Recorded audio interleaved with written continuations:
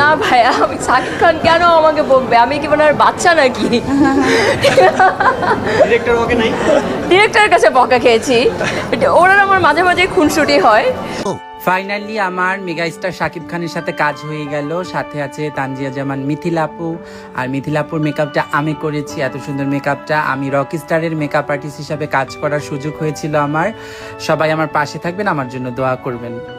মানে যার জন্য সিনেমা আর কি, কি মীরা তো পাগল হয়ে গেলাম, কি হলাম, মাগুন মাগুন ধরিয়ে দিলাম। মিথিলাকেও বলছিলাম এত গ্ল্যামারাসলি প্রেজেন্ট করা হয়েছে, এত চমৎকার গ্ল্যামার দেখানো হয়েছে মিথিলার। তানজিয়া জামান মিথিলার সঙ্গে শাকিব খানের এটা প্রথম সিনেমা। রকস্টার সিনেমার শুটিংয়ের ফাঁকে একটি শুটিং তুমুলভাবে ভাইরাল হয়েছে। আর যেটা নিয়ে শাকিবকে তুলোধনা করছে বাংলাদেশের দর্শক। তাকে তো নোংরা মন্তব্যে ভরিয়েছে, সঙ্গে মিথিলাকেও বলতে ছাড়িনি। এর আগে মিথিলার মুখে অনেকবার শাকিবের প্রশংসা শোনা গিয়েছে। শাকিবও তার ব্যতিক্রম না। মিথিলার গ্ল্যামার নিয়ে কথা বলেছেন তিনি। নানান জায়গায় তাদের মন্তব্য ভাইরাল হয়েছে। তবে কাজের ফাঁকে তাদের ড্রেস এবং ঘনিষ্ঠতা নিয়েও নেটিজেনদের নোংরা কমেন্টের কম যায়নি। চলুন কিছু কমেন্ট পড়িয়েই শোনানো যাক।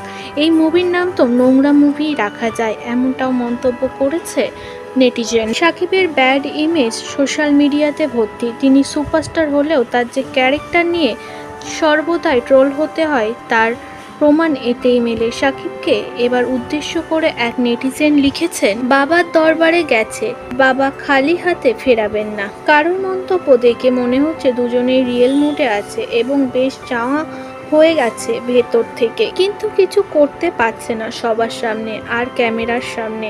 একবার ক্যামেরাটা বন্ধ হোক। কেউ লিখেছে, মুভির নামে নষ্টামি। অতি সামান্য কিছু কমেন্ট পড়িয়ে শোনালাম।